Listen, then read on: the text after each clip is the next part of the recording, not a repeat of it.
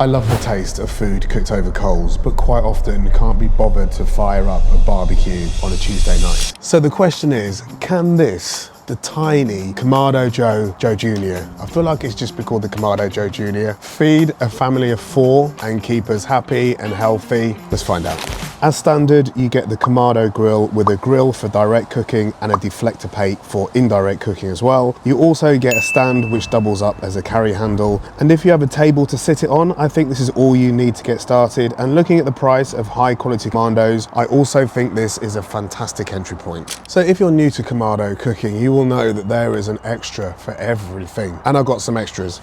So I got a cover because I want to look after this, so I've got a cover because it will be living outside. I also got a searing grate, which is this thing. This is really high quality and very heavy. I've been very impressed with this, you'll see this later. And I also got the cart. I wanted it to be slightly higher up. I don't particularly like the stand it comes with, and I wanted somewhere to put my bits and pieces as well as hang things from, and to be able to move it around the garden easily. This stand is actually exceptional. It's a really good stand. It's exceeded my expectations, and I think it's well worth the extra money if you're going to be using this stand alone like I do. To help with fuel management, I also bought an ash basket, really good just to give a shake and just get the coals through into the ash can, which I bought, which makes things a lot easier when you clean it out. You just take the ash can out and then take the ash to your receptacle and pop it in there. I will link to everything I've purchased in the description because I think what I've got makes it a fantastic grill and it makes using it a lot easier. Those links also help support the channel, and I'll also link to the recipes you're about to see next as well, because spoiler alert, I mean, it does cook really well. So my first cook was chicken tikka skewers. They were absolutely as good as they looked and even nicer the next day. In fact, they were so good, I cooked them again a few days later with some food coloring for a more authentic restaurant look. A bonus point for the Kamado Joe Jr is the grate is small enough to fit in the dishwasher as well, which I really like. Salt and pepper garlic salmon was next, which I had on a bed of baby spinach, tomatoes and some hot honey. The Kamado Joe Jr was up to temperature quickly. I overshot it, but then got it stable. I learned this easier to bring temps up than it is to bring temps down. Next was Spatchcock Chicken, which worked out exceptionally well too. Removing the backbone from a dead chicken isn't for everyone, especially me. So the best way to do this is to buy it from a butcher and ask them to do it. I just fessed up and said I'm not emotionally or physically equipped to do it, and he very kindly did it for me. My wife seasoned it conservatively, so we did some direct cooking right at the end for some extra colour and crisp. It was as good as it looked, albeit a little under-seasoned. Top tip here, you know when you're a kid and you're at someone's house and their parents said, dinner's ready, and you're thinking, but I can't smell dinner. Yeah, season your food.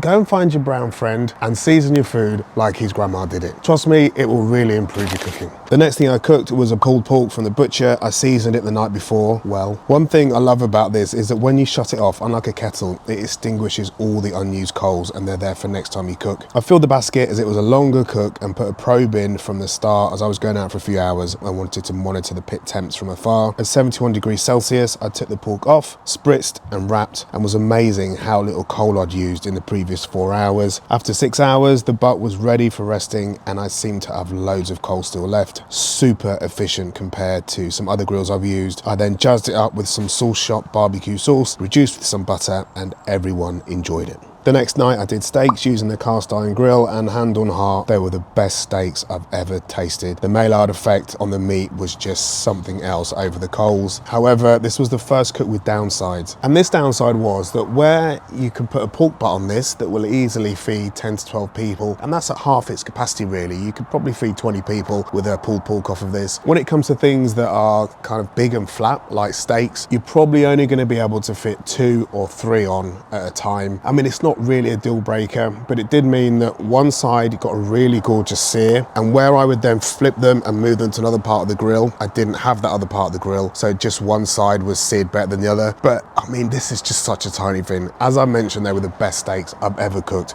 and you just hand them to people presentation side up anyway. However, something like pork chops, which are generally smaller but thicker, surprise, surprise, I got all 4 on. And like all the other things I've cooked, they just retained all their moisture. They pulled in so much flavour from the coals below, and they were the best pork chops I've ever cooked. I feel like there's a theme for this video.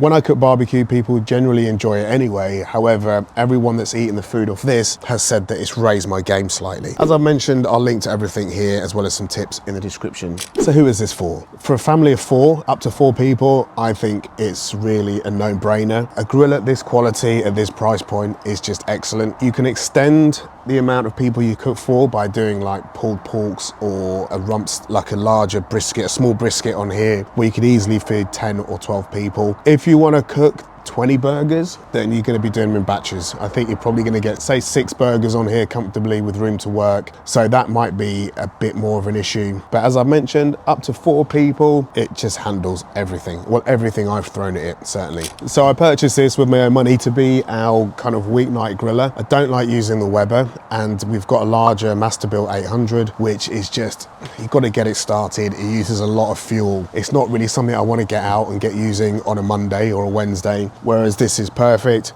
Probably 20 minutes to light and get up to temperature, and then you are good to go. And as I've mentioned probably twice now, when you shut off the vents, it puts it out, retains the coals, and they're there for next time. I'm in the UK, where a 12 kilo bag of coal is a good coal, so I use Big K restaurant grade coal, charcoal. That is about 26 or 25 pounds a bag. So when I'm using the Masterbuilt and I'm putting like half of it in and using half of it for a cook, that's very expensive. This is working out to be, well, just peanuts to run. Next is for people who are short on space. If you put the shelves down, it doesn't really take up any room at all. It takes up about the same amount of room as a chair, so it will fit on a balcony or in a very small space, and they are transportable. On the stand that comes with it, there's carry handles.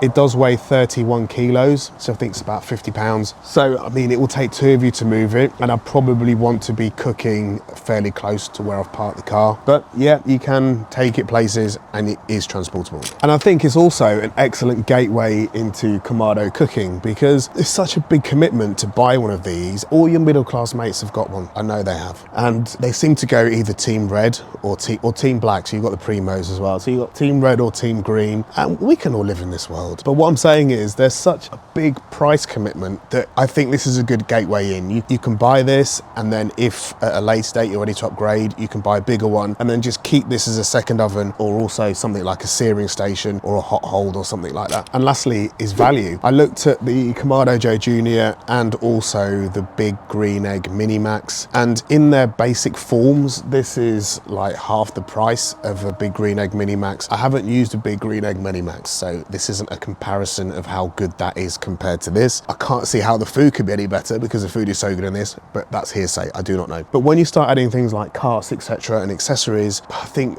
to get this sort of spec in a Big Green Egg Mini Max, I may have paid at least twice as much. And to completely contradict myself, I am going to get a larger one. So I thought this might last me a few years.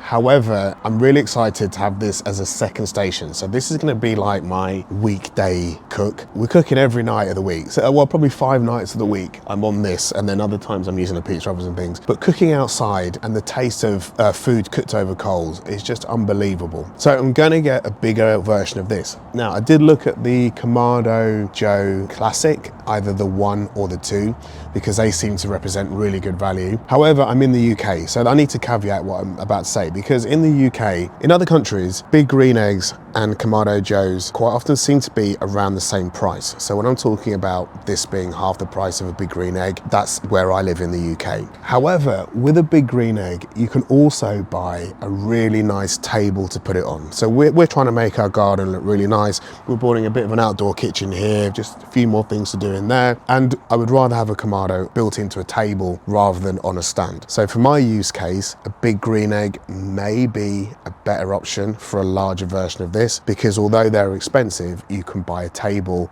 a bespoke table for it that it sits in. In the UK, unless I hire a carpenter or get something from Etsy or somewhere like that, it seems to be impossible to get a really good table to build these into. And if you start looking at then outdoor kitchens with a Kamado stand, for instance, then that surpasses the price of a Big Green Egg. And I know that's very much a first world problem and a good quandary to have. So Kamado cooking, I'm sold. Now, whether you buy this or a Big Green Egg or a Primo, they seem to be the main brands that I've heard of, certainly. I think you will be very happy and very pleased with what you got. The food is just exceptional that comes out of these, and it's actually quite easy, especially with something like this, to get to learn the event management to get really good results with these. Well, YouTube thinks that you will like this video up here. I hope you've enjoyed this one. Don't forget to like and subscribe, and until next time, see you soon.